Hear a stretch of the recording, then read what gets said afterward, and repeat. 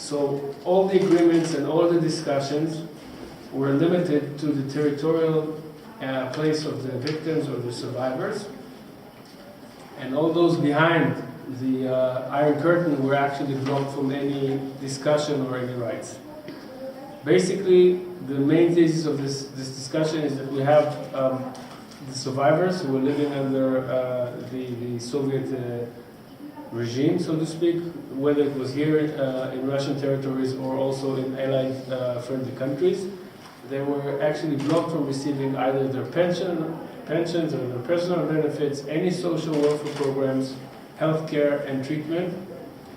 And from the other hand of this discussion is, of course, what we lost as researchers or people who look into this issue is, of course, the lack of any historical research, because basically all these people were disclaimed of their rights, so there were no legal proceedings, no historical studies in order to prove their rights. So in basic, all these people were invisible. So we have now in Israel a term of those who are invisible. We have this very famous speech of the Shas party and our interior minister who talks about those who don't exist in society. Those Holocaust survivors never existed in any statistics or in any topics or discussion.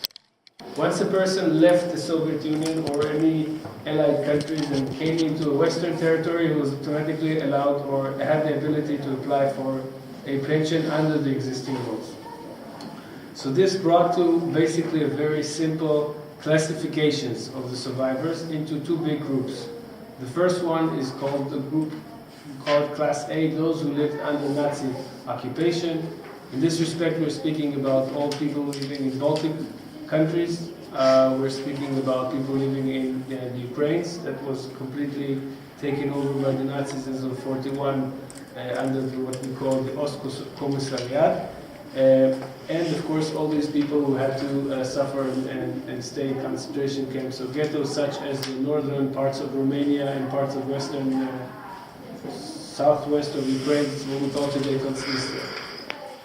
The Class B survivors were all those survivors who are actually those who managed to escape before the Nazis came into territories. Now for all of us, or for most of us, what we think of when we speak about this is we speak about people who fled from areas like Ukraine and Russia. But that's not the entire picture.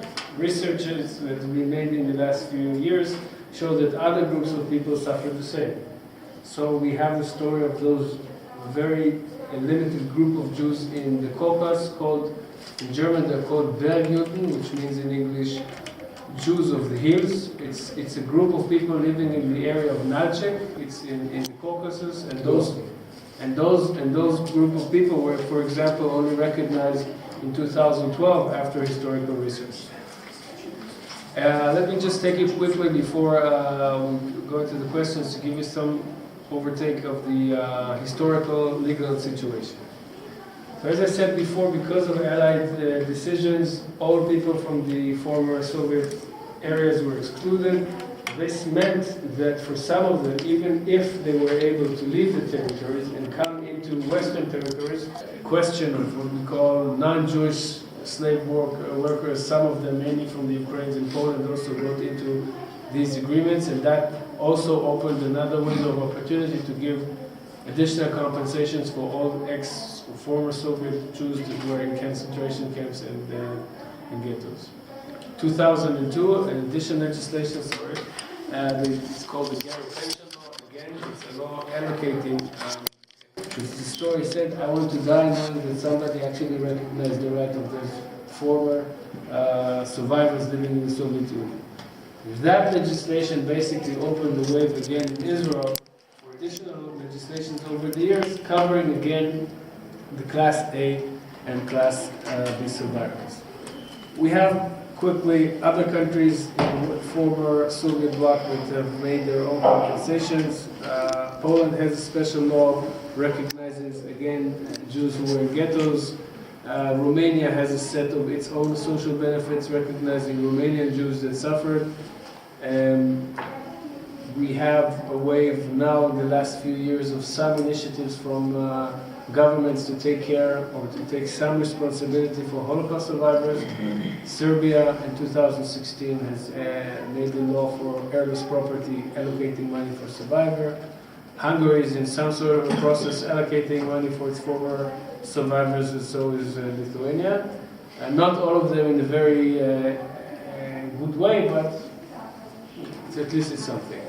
Now, just quickly, the last thing I wanted to talk to you about is what we call the Russian case. The Russian case is a special case which is, doesn't have anything similar in any compensation laws around the world. This is the recognition of actually seeing people that lived next to or near the Nazi front. Up until 100 kilometers, they were recognized as survivors. So people outside Moscow or outskirts of Moscow, nowadays both, if they live in Russia or if they live in Israel or elsewhere, receive some sort of a payment from the German authorities.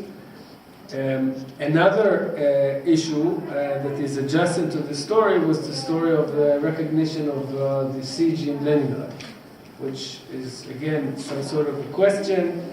It involves also, I'm not going to go into details, some political questions also on the side of the Russian government.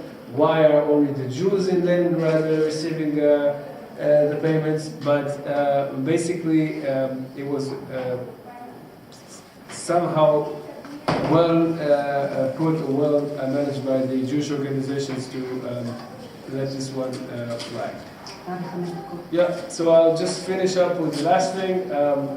Last point is that the last year, in 2015, there's been a process also to recognize non-Jews and so on. So, it's important again to say that the lack of their recognition brought to the lack of research. Nowadays that we have 20 years of some sort of more regulations, we have more research and more discussions, and the story of the untold story of the Holocaust survivors in the former Soviet Union is now comes to a place. Thank you very much.